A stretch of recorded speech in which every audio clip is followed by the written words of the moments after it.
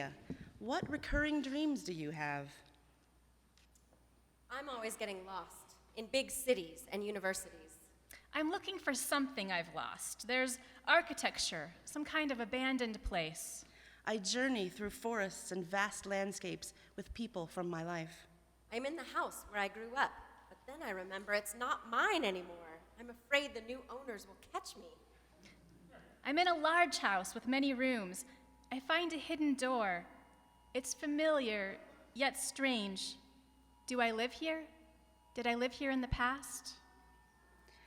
The only way out of a space is through an opening that looks too small for me. I wake up before venturing through. I have falling dreams. They wake me up with a lurch as I hit the bed. Falling from space without a bottom. I dream of flying. Flying, like walking, but my feet don't touch the ground. I had a flying dream when I was a child. It was joyous. Typical problem in my flying dreams, dodging obstacles. Power lines, trees. My dreams involve disasters, nuclear or tornadoes or earthquakes. I'm being tossed out of control by a wave or a rolling car. I'm driving up a mountain with my family. We drive over the top and plummet to the ground. I'm caught in a tsunami or a flood. Usually while driving a car. And with someone unable to save themselves. A truck crashes into a house. I lose control of a machine, crash a plane, or lose power to a winch. Water is flooding from walls or ceilings, broken pipes. Mine are post-apocalyptic, and I have to protect my kids. Lots of hiding and shooting. Zombies. Always zombies. An animal is attacking the children in my care. I grab it by the teeth to protect them. Someone is coming after me, but I can't scream or yell. I try to call 911, but I can't press the right numbers. The operator doesn't hear me.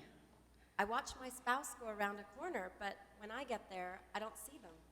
Or she gets on a train that leaves the platform before I can get on. She is clearly going on and not looking for me. I'm on a trip of some kind, and foolishly, I have brought the cats.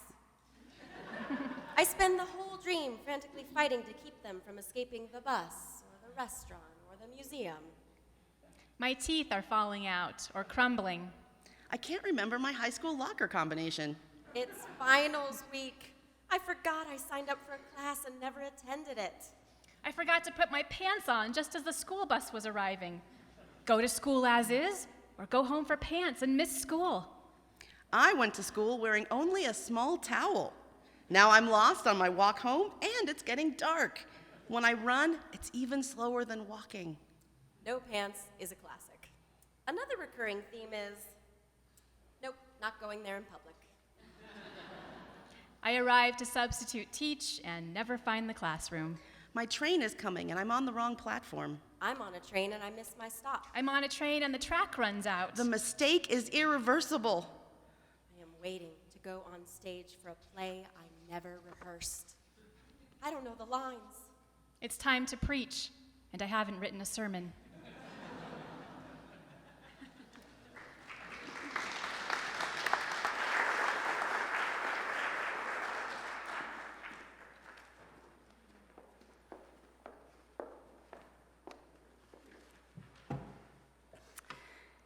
Do you know that anxiety dream about the sermons recurred so frequently, I actually stashed a backup sermon in my file cabinet across the courtyard there in the church office in real life. Not because I think I would ever actually forget that I'm supposed to preach. Trust me, there is zero chance of that. I mean, I pass by a signboard with my name on it at least 10 times per week. I did it because I hoped that knowing the backup sermon was there would make the dream stop. But you know what happened? I dreamed I was supposed to preach and hadn't prepared a sermon, and I couldn't get into the office to get the backup sermon. I guess it didn't have the literal meaning I hoped it did. But that's how dreams always are. They're not meant to be taken literally. Instead, they are creative, rich with messages from the unconscious mind, mingling with the thoughts and the familiar images of the conscious mind.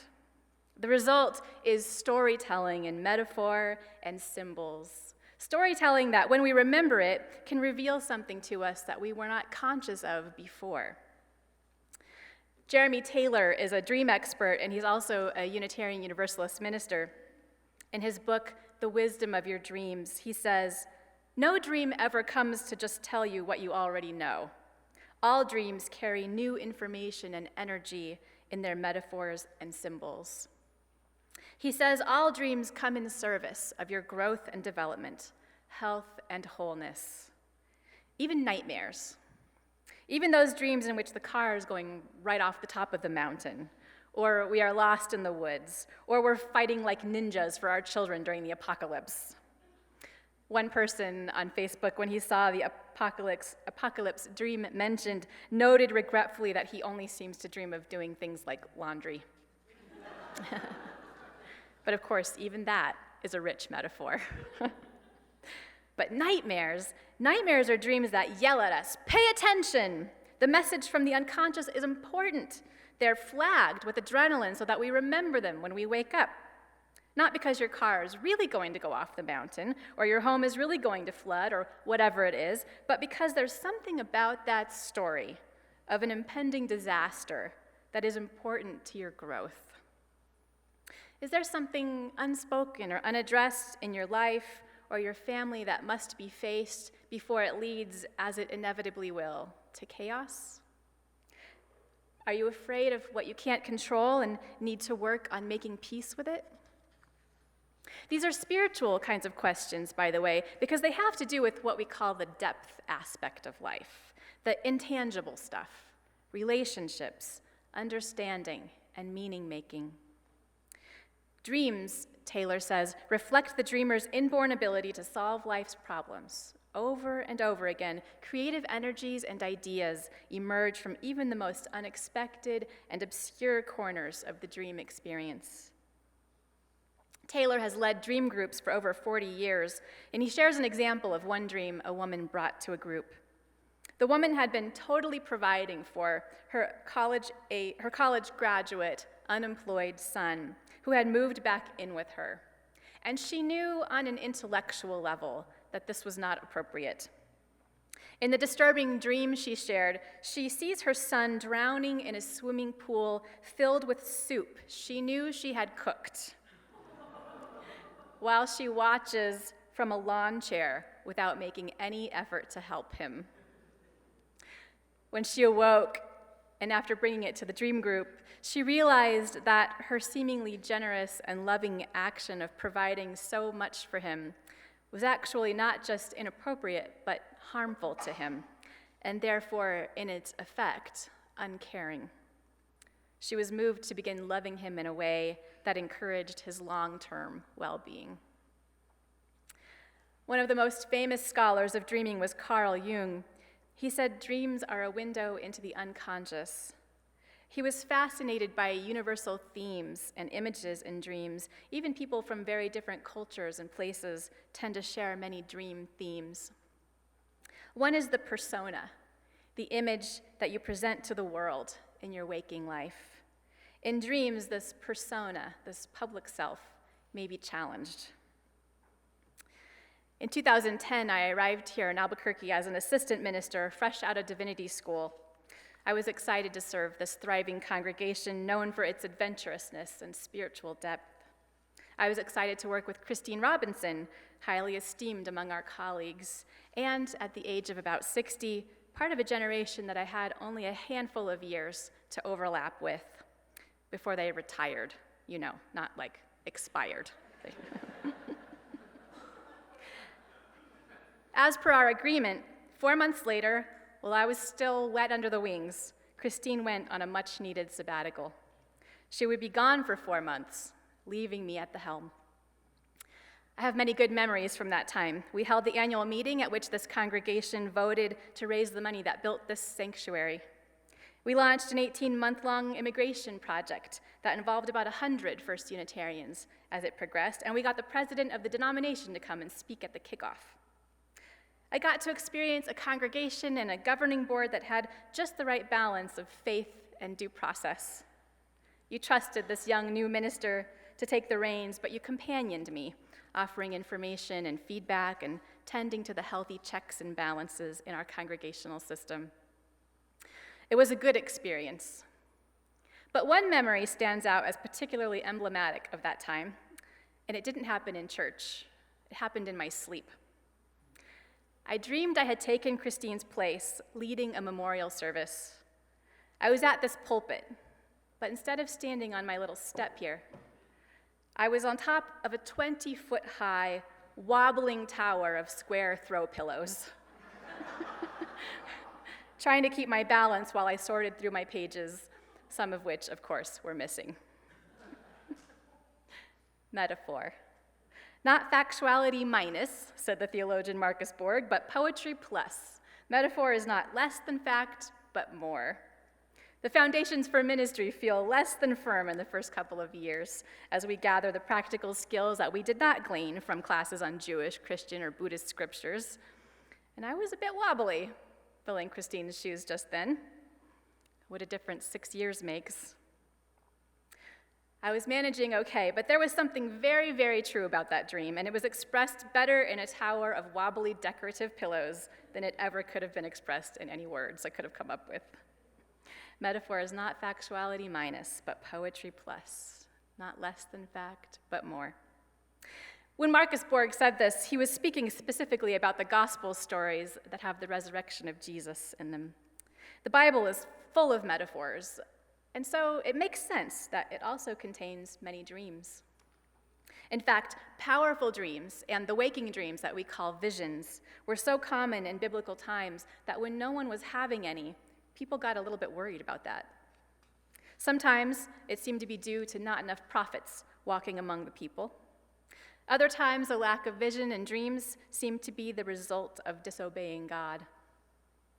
In the Hebrew Bible, dreams can be protective, as when Abraham and his wife Sarah enter a new town.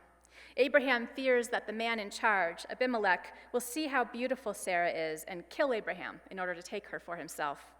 So Abraham pretends to be her brother. When Abimelech does force Sarah into his harem, he has a dream then, strongly warning him away from her. The next day, he returns her to her brother, or so he thinks. The dream protected her from Abimelech, if not from patriarchy. Abraham's son, Jacob, dreams of a ladder that connects heaven and earth with divine messengers traveling up and down it. And on it goes, with dreams and visions scattered all throughout the Hebrew Bible. Likewise, in the Gospels, dreams also play an important role. Remember the birth narrative in the Gospel of Matthew? Joseph would have abandoned Mary when she became pregnant with Jesus if an angel had not appeared to him in a dream, convincing him to stay. After Jesus is born, Joseph has two more important dreams, one in which he's told to take his family to Egypt to escape Herod, who wants to get rid of the baby, and another telling him when Herod is dead and that it's safe to return home. During Jesus' trial, Pontius Pilate's wife has a nightmare that convinces her Jesus is innocent, and she tries to get him released. She asks her husband not to get involved with Jesus' case. Spoiler alert. He doesn't listen. And the entire bizarre, notorious book of Revelations is a vision of a man named John, a dream or a vision. In many stories of the Bible, dreams and visions are taken literally by the characters in the story, but the stories themselves contain many metaphors, and they often present themselves as literary, not historical works. So the context itself is often quite dreamlike. One of my favorite dreams in the Hebrew and Christian scriptures is another one that Jacob has. After years of conducting himself with an appalling lack of integrity, Jacob finds himself camping alone on the riverbank. He's on his way to try to make amends with his family, and he is scared. Then in the middle of the night, the text says, a man appeared and wrestled with him. They wrestle all night long until it's almost daybreak. They seem to be quite a match for one another. Even when Jacob's hip is disjointed, the stranger is unable to prevail against him. Just before dawn's first light, the man gives Jacob a blessing, and he gives him a new name. He says, now your name is Israel, which means struggles with God. Did you know Israel means struggles with God? Who doesn't struggle with God? And here you can substitute other words or names for God, because I'm not talking about a man in the sky, but about the deep, wisdom of life and our deepest need as soulful human beings. Who doesn't struggle at some point in our lives with a reckoning that the way we are being and who we really are is not in accord? And are we a good match for the struggle? We can resist confronting the truth about ourselves for a very long time indeed, even when it's obviously harmful to us, even when our denial causes our lives to become disjointed. Why? Because we're scared to acknowledge our failings and maybe fail again, to try to restore right relationship with others, knowing we may be rejected, to let an old familiar mode of being die and a new one to be born. When our dreams include metaphors for existential concerns, such as impending doom or struggle with the divine or with truth, those are what the dream scholar Kelly Bulkley calls root metaphors. Root metaphors are images that express our ultimate existential concerns, she says. They're powerful and they're challenging, and they can have deep transformative effects on our lives. But she points out we do have to be careful about interpreting root metaphor dreams too strictly. After all, she says, the metaphors are ours, and therefore always partial. She gives the example of Jacob's dream about the ladder, which connects the divine and the earthly realms. It's a root metaphor for the connection between the holy and the earthly. But it's only partial because it does not acknowledge the possibility that the divine is here all around us, that everything we see and everything we are is shot through with the holy already, that the concept of the divine is itself something we always only speak about in metaphor, and that it is itself a kind of metaphor. The vision of the ladder is partial because in its simplicity, it cannot acknowledge the simultaneous truth that there are not two worlds, but one. In our first reading this morning, Antonio Machado also speaks of a root metaphor dream in which God is like a spring breaking out in his heart with waters he has never drunk before, or like a sun radiating warmth and light and making him cry.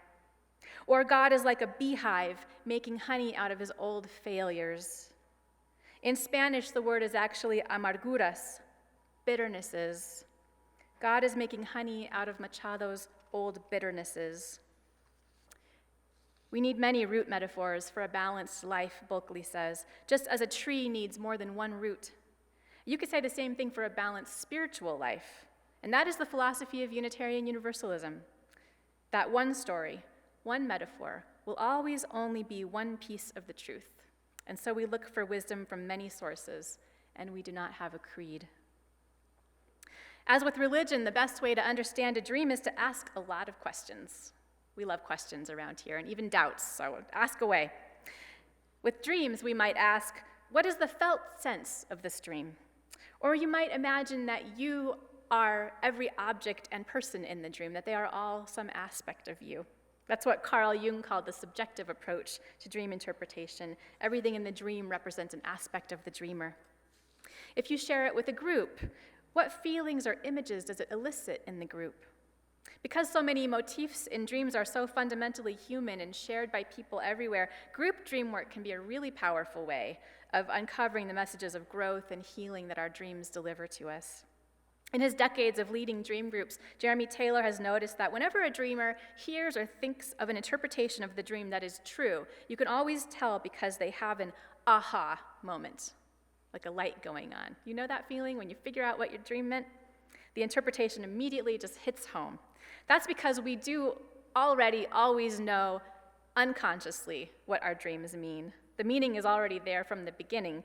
We don't just make it up afterward. We know it already, but we just don't know that we know. And then when we remember it, it hits us all over again. Aha! Only the dreamer knows for sure what his or her dream really means. Somebody else can help you remember the meaning of your dream, but nobody can tell you what the meaning is, as though they know it better than you do. I'm going to close by saying that if you'd like to start a dream group here at the church, or if you'd like to participate in one, we can help you do that. We have resources on how to create and structure the group, and if very many people are interested, we can even start more than one group so that they're just the right size.